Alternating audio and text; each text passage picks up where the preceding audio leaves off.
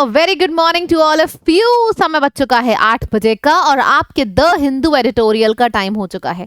आपके जिस भी एग्जाम में इंग्लिश आती है ना, अगर आपने इस सेशन को डेली कर रखा है तो आप समझो कि उस एग्जाम से पहले आपको इंग्लिश के लिए पढ़ने की जरूरत नहीं है। CGL, CHSL, CPO, bank, insurance, जिस भी एग्जाम में इंग्लिश आती है, समझ लो इस सेशन को डेली सुबह 8 बजे आपको देखना ही देखना है।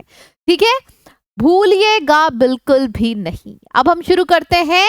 अच्छा, सिलेक्शन मैगजीन मैं अपने टेलीग्राम पे शेयर कर रही हूँ, इसमें इसको डेली से सॉल्व करिए। एक चीज और है, इस सिलेक्शन मैगजीन के बारे में मैं अभी पर्सनली करने वाली हूँ। मैंने देखा, मैं काफी टाइम से देख रही थी, लगभग हफ्ते 10 दिन 15 दिन से, कि कितने स्टूडेंट्स कमेंट करते हैं। फिर मैं बोलती थी कि भाई इसके 25 क्वेश्चंस को जरूर कमेंट में लिखा करो, है ना। फिर मैंने देखा यार क्या ऐसी प्रॉब्लम आ रही है कि सारे स्टूडेंट्स कमेंट नहीं कर रहे हैं। क्या बहुत टाइम टेकिंग है? मतलब कि ये आपको डेली मिल रही है मैगजीन, तो डेली 25 क्वेश्चन करना टाइम टेकिंग है, क्या सीन है। मैंने सोचा कि यार सबसे बेस्ट तरीका है कि एक बार इस मैगजीन को खुद से लगाना शुरू किया जाए। तो अभी मैंने क्या किया है कि ये क्वेश्चंस तो मैं बना ही रही हूँ, लेकिन अब से मैं ये पूरे के पूरे क्वेश्चंस खुद से सॉल्व भी करूंगी। क्योंकि देखो, अगर ज्यादा टाइम लग रहा है तो फिर इसकी डेली नीड नहीं है। ठीक है, मुझे पहले खुद से करके देखना है, क्योंकि हम ऐसा नहीं कर सकते कि हम एक एक 1.5 घंटे सिर्फ द हिंदू को दे रहे हैं। ठीक है, तो पहले मैं इसको खुद से सॉल्व करूंगी 1 दिन 2 दिन, फिर मैं देखूंगी एक्चुअल में कितना टाइम लग रहा है। क्योंकि मेरे बोलने के बाद भी अगर काफी स्टूडेंट्स इसको नहीं कर रहे हैं, इसका मतलब इसमें समय लग रहा है। प्लस मैं कॉमेंट्स काफी टाइम से देख रही थी, तो मैंने देखा 12, 15, 18 ऐसे कमेंट्स आ रहे थे। 25 क्वेश्चन करना पॉसिबल नहीं हो रहा था। It's not that I am pointing fingers eight you, it's simple कि पहले मैं खुद भी इसको करके देखूंगी, है ना। फिर देखते हैं कि कितना समय एक्चुअल में लग रहा है, इसको हमें किस तरीके से मैनेज करना है कि हमारी डेली पढ़ाई के संग ये मैनेज हो जाए। ठीक है, तो आज से मैं खुद भी लगाऊंगी पूरे के पूरे क्वेश्चन सेशन के बाद। चलिए, वोकैबुलरी से शुरू करते हैं। पहला शब्द है वोलेटाइल। वोलेटाइल का मतलब होता है if something is not stable, अस्थिर, अनस्टेबल, तो उसको हम बोलते हैं वोलेटाइल है। ठीक है, सडन अनप्रेडिक्टेबल चेंजेस किसी में हो रहे हैं, अगर जैसे अगर ये चीज स्थिर है तो हम बोलेंगे कि भाई स्टेबल है, इसमें कोई चेंजेस नहीं है। लेकिन अगर ये कभी ऊपर कभी नीचे हो रहा है तो ये अनस्टेबल है। अनस्टेबल है मतलब वोलेटाइल है, अस्थिर है। ये एक इराटिक बिहेवियर शो कर रहा है। Erratic is something that is not regular, not common, not stable. तो यहाँ पे इराटिक आप बोल सकते हो, फ्लक्चुअल बोल सकते हो। ठीक है, अच्छा एक चीज मैं यहाँ पे और आपको कराना चाहूंगी, जैसे ये इराटिक वर्ड है ना, इराटिक वर्ड का मतलब हो गया कि something that shows unusual behaviour, unstable, unusual. लेकिन इराटिक से मिला जुला एक और वर्ड है एरोनियस। बताओ इसका मीनिंग क्या होता है? आपने सुना भी होगा कई बार, एरोनियस। इसका मतलब क्या होता है? If something is not correct. ठीक है, एरर है किसी चीज में तो एरोनियस हो गया, और एराटिक मतलब हो गया इराटिक है, मतलब कि वही है, अनस्टेबल है। ऑपोजिट हो जाएगा बहुत ही ज्यादा स्टेबल है, बहुत ही ज्यादा कंसिस्टेंट है, बहुत ही ज्यादा बैलेंस्ड है, बहुत ही ज्यादा स्टेडी है। ठीक है, एक शब्द है लेकिन एकदम उसका पोस्टमार्टम कर दो, खोल के रख दो शब्दों को, दिमाग में चलेंगे अपने आप। दूसरा आ जाता है ट्रेजेक्ट्री। जैसे मैंने बोला कि मुझे यहां से यहां जाने के लिए ये ट्रेजेक्ट्री फॉलो करनी है, तब मैं यहां पहुंचूंगी। ठीक है, मुझे ये ट्रेजेक्ट्री फॉलो करनी है, यानी कि ये पाथ फॉलो करना है, ये रास्ता फॉलो करना है, ये वे फॉलो करना है, ये कोर्स, ये आर्क फॉलो करना है, मतलब दिस इज द वे। ठीक है, पाथ है, वे है, डायरेक्शन है, तो वो है हमारा ट्रेजेक्ट्री है। ऑपोजिट क्या हो जाएगा? You are moving on this path, opposite हो जाएगा you are deviated from this path, you are diverted from this path. ठीक, फिर आ जाता है नेक्स्ट वर्ड है पंक्चुएटेड। पंक्चुएटेड का मतलब होता है एम्फेसिस देना। जैसे मैं आपसे बोलूं इस पूरी लाइन को बोलो, टू इंक्रीज प्रोपोर्शनली। अगर मैंने बीच में कॉमा लगा दिया तब आप इसको कैसे पढ़ोगे? टू इंक्रीज प्रोपोर्शनली, मतलब आप रुके, एक सडन पॉज दिया आपने, है ना। तो पंक्चुएशन का मतलब यही होता है, चीजों के ऊपर एम्फेसिस देना। ठीक है, बीच बीच में रुकावटें डालना, बीच बीच में जोर देना, तो ये पंक्चुएशन का काम होता है। तो पंक्चुएटेड वर्ड उन सिचुएशंस के संग लगता है जहां पे मतलब होता है कि आप बीच बीच में एम्फेसिस डाल रहे हो या पॉजेस दे रहे हो। ठीक है, तो पंक्चुएटेड का मतलब हो जाएगा पॉजेस देना, मतलब इंटरप्शंस देना, इंटरप्शंस देना, चीजों के ऊपर और एम्फेसिस डालना, चीजों को और ज्यादा हाईलाइट करना। ठीक है, इतने यहां तक सबको क्लियर है, कोई कंफ्यूजन नहीं है। ठीक है, एक तरफ पंक्चुएटेड है, मतलब बीच बीच में पॉजेज हैं, बीच बीच में एम्फेसिस है, हाईलाइट किया हुआ है आपने स्ट्रक्चर को। उसको ऑपोजिट हो जाएगा, कोई एम्फेसिस नहीं है, कॉन्टिन्यूड है, प्रॉपर एक कॉन्टिन्यूड मोशन में चीजें चली आ रही हैं। ठीक, आप एक तरफ एम्फेसिस डाल रहे हो तो दूसरी तरफ चीजों को इग्नोर करना, तो ये इसका ऑपोजिट हो जाएगा। ठीक है, फिर आ जाएगा स्केल्ड। देखो स्केल का मतलब क्या होता है, आपने कई बार न्यूज़पेपर और न्यूज़ चैनल्स में भी सुना होगा, स्केल द इकोनॉमी स्केलिंग, मतलब इकोनॉमी धीरे धीरे करके राइज हो रही है, ऊपर की तरफ जा रही है, प्रमोशन हो रहा है। असेंड, असेंड मतलब होता है नीचे से ऊपर, सो क्लाइंब बोल सकते हो, राइज बोल सकते हो, असेंड बोल सकते हो, एक्सपैंड बोल सकते हो। अच्छा, दो वर्ड्स और हैं सिमिलर साउंड के, माउंट और सर माउंट, माउंट और सर माउंट, ये भी आप बोल सकते हो। ठीक है, फिर ऊपर जाने के लिए चलने वाली सीढ़ियों का इस्तेमाल करते हैं और लिफ्ट का करते हैं। चलने वाली सीढ़ियों को एस्केलेटर्स बोलते हैं, लिफ्ट को एलिवेटर बोलते हैं, है ना। तो एस्केलेटर की मदद से हमने याद कर लिया एस्केलेट, ये हमने याद कर लिया। ठीक है, और एलिवेटर की मदद से याद कर लिया एलिवेट। तो mount, surmount, escalate, elevate, ascend, climb, rise, expand, scaled, इन सब का मतलब होता है ऊपर की तरफ। ऑपोजिट हो जाएगा नीचे की तरफ। नीचे की तरफ में यहां से देखना शुरू करो, असेंड का बन गया डिसेंड, क्लाइंब मतलब नीचे जाना, डिक्रीज हो गया, रिड्यूस हो गया, डिमिनिश हो गया, डिमिनिश हो गया, डीके हो गया, डिटोरिएट हो गया। ठीक है, तो ये सारे वर्ड्स हो गए इसके ऑपोजिट। यहां तक सबको क्लियर है। एक तरफ चीजें एक्सपैंड कर रही हैं तो दूसरी तरफ श्रंक कर रही हैं। श्रंक भी आप लिख सकते हो, बहुत बढ़िया। इतने सारे शब्द जो मैं लिखवाती रहती हूँ ना, वो इसलिए ताकि आपने आगे पीछे ऊपर नीचे कभी भी पढ़ रखा है ना, तो आपका रिवीजन अच्छे से हो जाए, बस इसलिए मैं लिखवाती रहती हूँ।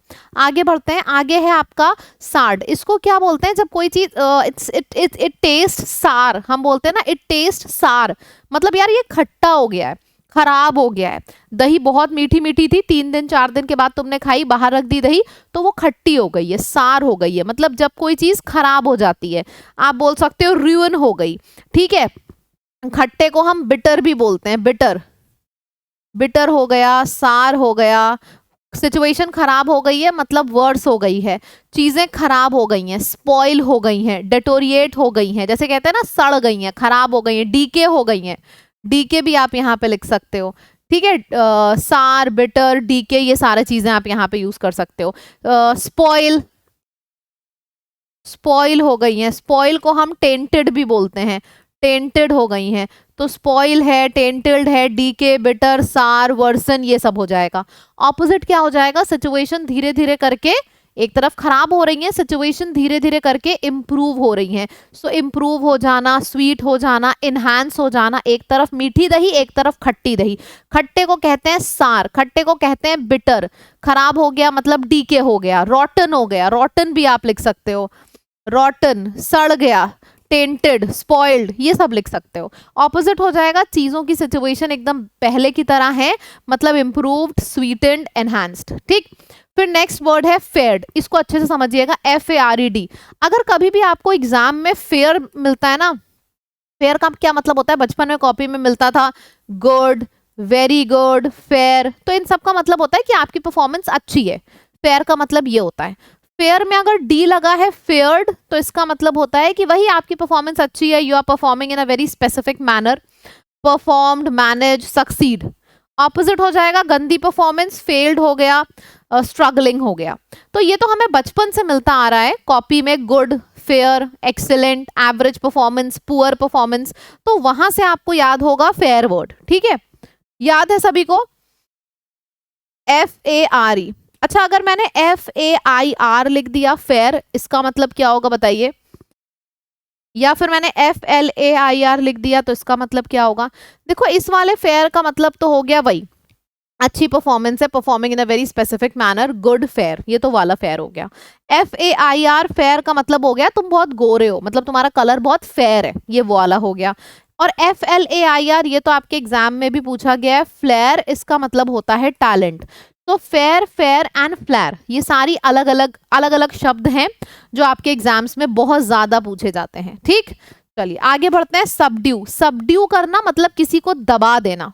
कोई इंसान अपनी आवाज तेज करके बात कर रहा है, आपने उसकी आवाज को दबा दिया, है ना, दबा देना, म्यूट कर देना, रिस्ट्रेन कर देना, कंट्रोल कर लिया आपने उसके ऊपर।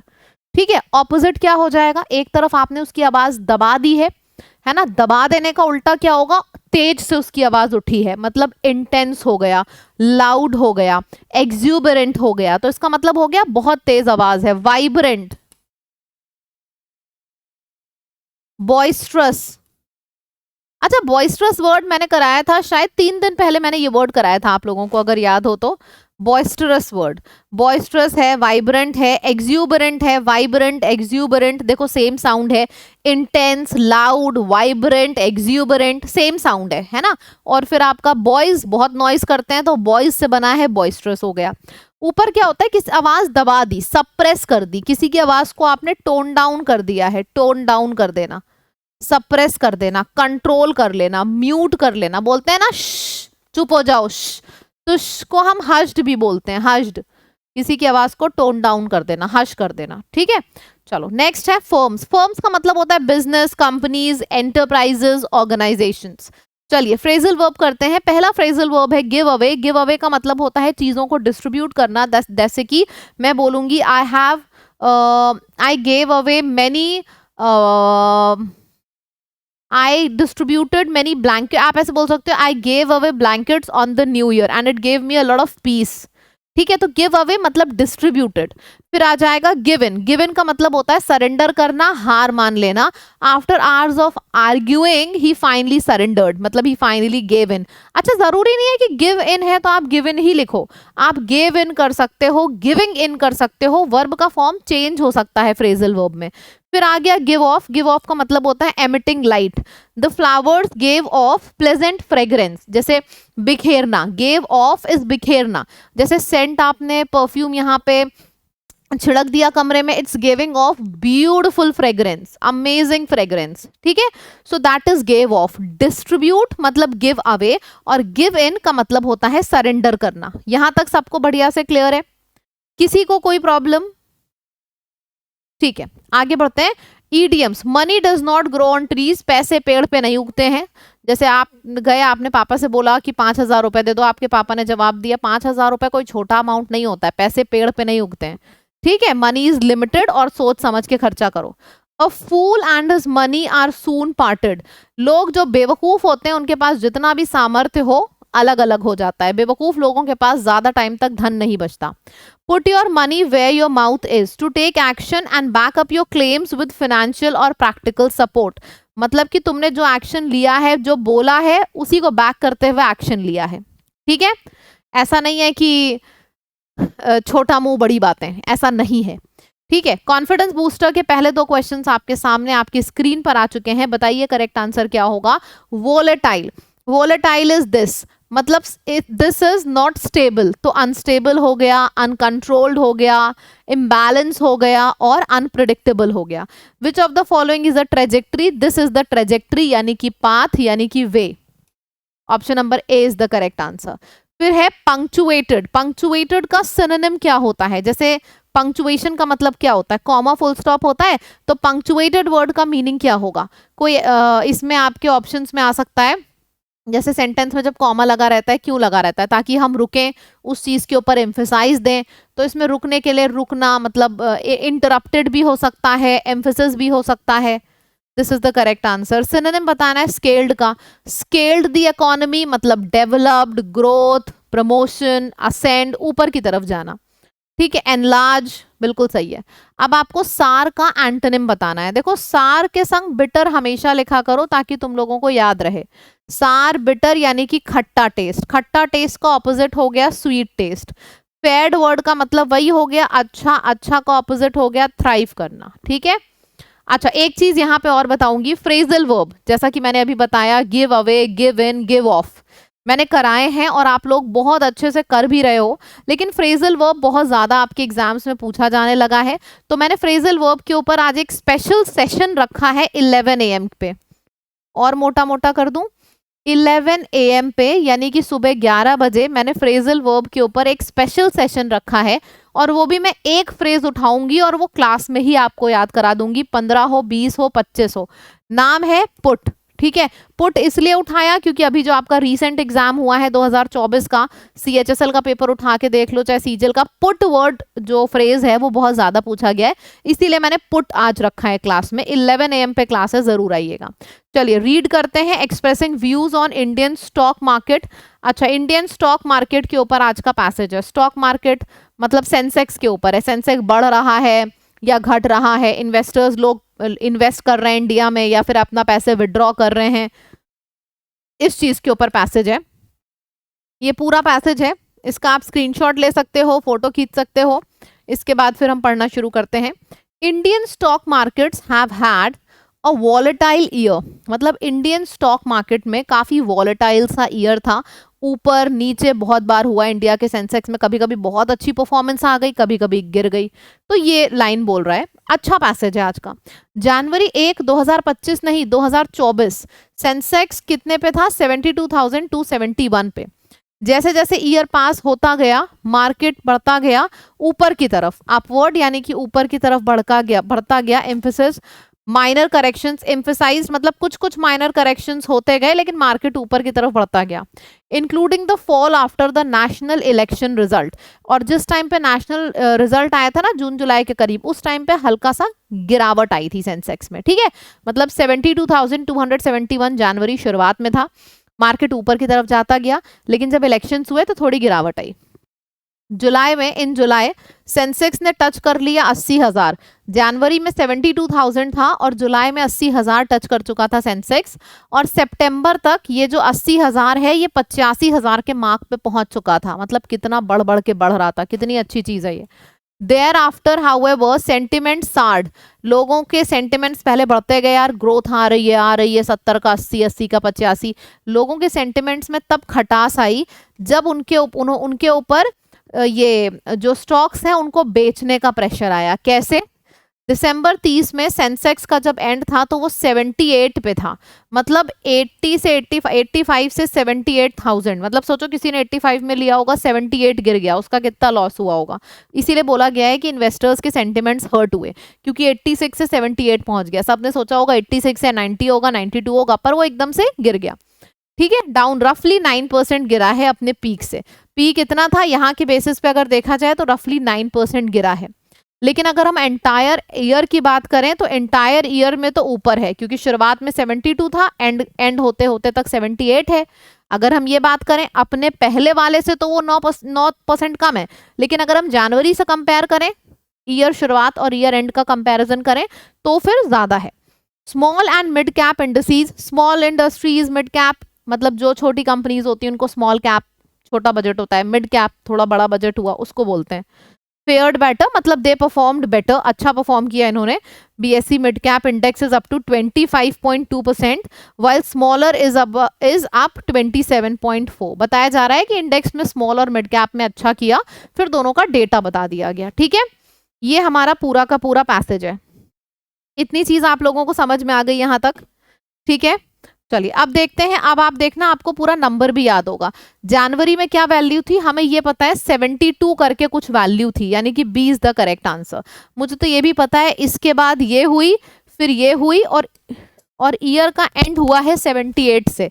मुझे ये कैसे पता है, क्योंकि पूरे के पूरे पैसेज की समरी मेरे दिमाग में चल रही है। जनवरी में ये था, फिर आपका ये हुआ, फिर ये हुआ, और एंड इससे हुआ। आपके भी दिमाग में चल रहा होगा 100% श्योर, अगर आपने अच्छे से समझा होगा तो। नेक्स्ट क्वेश्चन आपके सामने आ जाता है, बताइए इसका करेक्ट आंसर क्या होगा? बताइए सभी लोग। आपके पास है, by how much did the sensex decline from its peak in December. अगर पीक से देखा जाए तो फिर तो अच्छा पीक मतलब 86% से देखा जाए 78, लगभग 9% से डिक्लाइन हुआ है। ठीक है। अच्छा, अभी आपको मैंने फिर बता दिया है, फ्रेजल वर्ब की बहुत इंपॉर्टेंट क्लास ले रही हूँ मैं 11 AM पे, सब लोग जरूर आइएगा। मेरा एकमात्र एजेंडा है कि आपकी किसी भी एग्जाम की आप तैयारी करो, इंग्लिश का जो सेक्शन है उसमें फुल मार्क्स फिक्स हो, कि भाई फुल मार्क्स तो आने ही आने हैं। ठीक है, मैं बहुत अमेजिंग सेशंस आपके लिए प्लान कर रही हूँ। चैनल नहीं सब्सक्राइब किया है तो तुरंत कर लो। आप जब देखोगे ना कि एक सब्जेक्ट है कि भाई एग्जाम कोई भी हो, लेकिन इंग्लिश एक ऐसा सब्जेक्ट मैं बना दूंगी जिसमें पूरे नंबर आपके आएंगे ही आएंगे। ठीक है, सब्सक्राइब करके नोटिफिकेशन ऑन रखो, मेरा कोई भी वीडियो आए उसको जरूर देखो। एक एक वीडियो में बहुत रिसर्च करके बना रही हूँ यहाँ पे इस चैनल पे। ठीक है, और मुझे कमेंट में लिख के बताइएगा कि आपको क्या सब कुछ क्लास में ही याद हो गया।